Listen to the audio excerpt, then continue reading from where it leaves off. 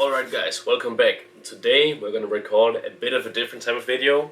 I have made a Q&A previously this week, and today I'm going to record part 2 of that because I got a lot of questions from you guys and I could not make it into one video. So here we're going to do part 2 where we're also just going to try and record this in one take from me here. Maybe I'll put some B-roll in over, but we'll see. So starting up, first question. Will you ever switch to either conventional or hook grip?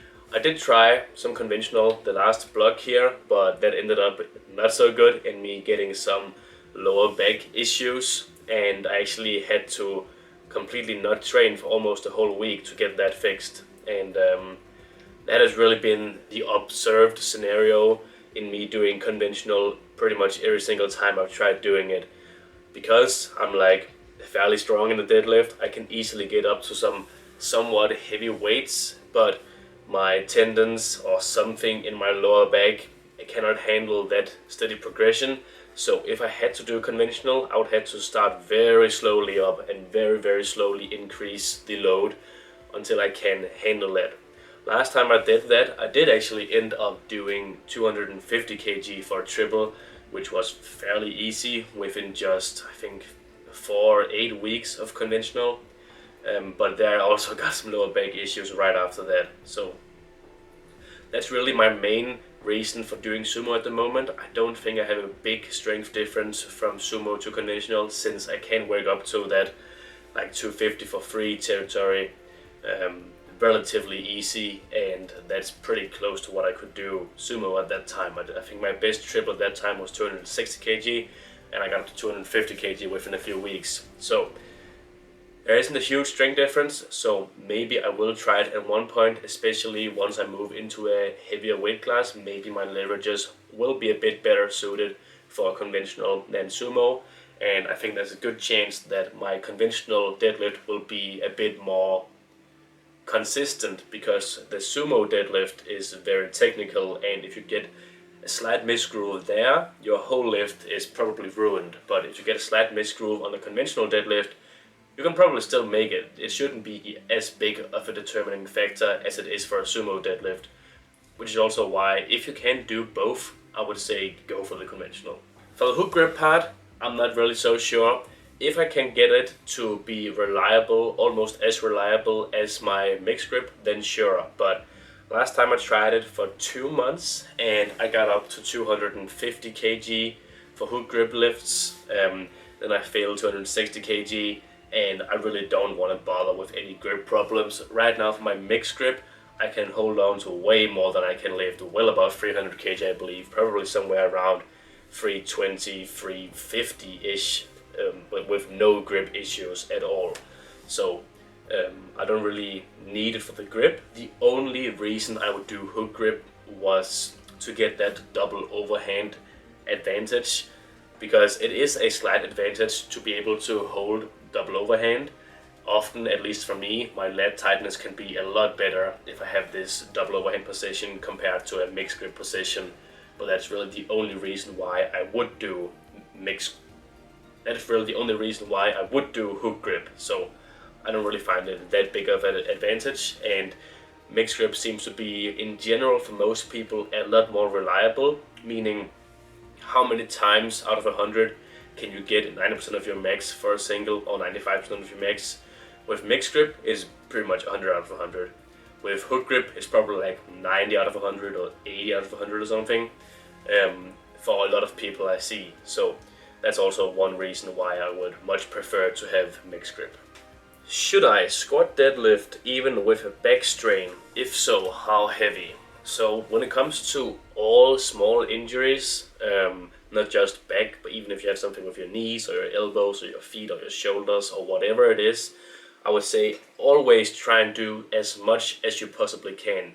Not only to retain your strength and your skill practice in the lifts that you want to do, also to recover faster. Movement is medicine, at least that's what I'm a believer of, and it's probably the fastest way for you to recover, as long as you're not overdoing it. You're not going to recover by laying in your bed all day and doing nothing. You'll not get any blood flow to where you want to actually have the blood flow to recover. And mentally it's probably also good for you to get going and get doing as much as you possibly can.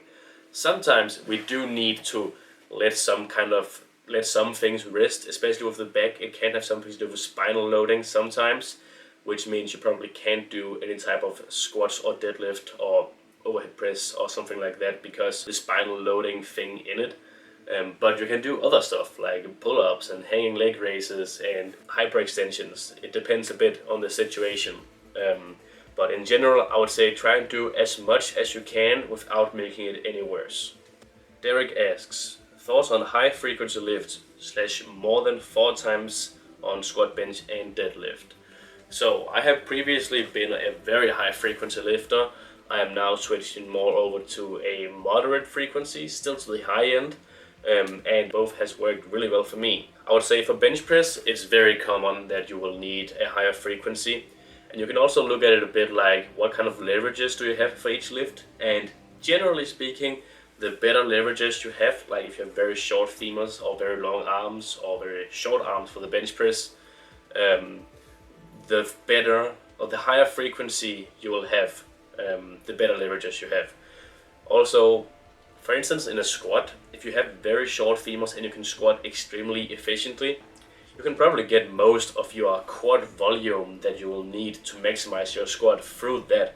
But if you have very long femurs like me, and you're probably very good at deadlifting, then you definitely cannot get all of your quad volume just through squatting, because when a long femur person squats, you also engage your glutes and your adductors and your back and everything else so much that the quads are kind of the limiting factor, but everything else is also almost the limiting factor. Everything is very, very heavily engaged compared to a very upright short femur squatter where it's basically all just the quads. So if that's your case, then I would recommend doing a lot more quad volume and probably also lower frequency. So it depends very much on the person, but you can pretty much make anything work. It just depends on what's actually going to work the best. But you can make 5 times a week work. You can probably also make 2 times a week work for all of the lifts. And don't be afraid in general for programming a bit of on the extremes on every single thing. Some people will actually respond good to deadlifting 4 times a week. Some people will be best with once or even once every second week. It depends very, very much on the person, and don't be afraid to add one session or remove one session, but make sure you do it for at least a few weeks before you ditch the idea, so you actually know what works and what doesn't work. Having deadlifted conventional for a while, how would you suggest to program switching to sumo? So, if you're a close stance squatter and deadlifter right now, switching to sumo deadlift will probably be a big change for you, especially for your adductors and some other stuff in your hips. They will have to get really used to this very, very outward angled lift where you're going to have a way more, first of all, knee flexion, but also just the hip rotation angle will be very demanding for you in the beginning. So I would like to start up with probably fairly low volume, like 5 sets a week-ish, 2 to 6 sets probably for most people. And then try and slowly, very slowly increase your work capacity in those areas where you want it to be. And also maybe stand slightly closer in the beginning, and then with time you can maybe try and go a bit wider in the sumo deadlift if you find that works best for you. It's very individual again what works in terms of your deadlift width. It's hard to tell if you're going to be a wide stance deadlifter or close stance deadlifter of your leverages. You just got to figure out what works the best for you, what feels the best, and what you can do pain-free. Also, you don't have to actually rotate your feet completely out. They can be fairly rotated in a normal way, just like a conventional deadlift in a sumo. And you don't have to be completely upright when doing a sumo deadlift. If you're doing a very wide stance, completely upright with your hips extremely low, and you're used to doing a regular conventional deadlift, you're gonna have a very hard time transitioning over to that. It's gonna take a lot longer than if you just did a fairly close stance and maybe not as upright sumo deadlift from the get-go. So that was it for today's Q&A video. If you liked it, make sure to leave a like and send a comment in the comment section.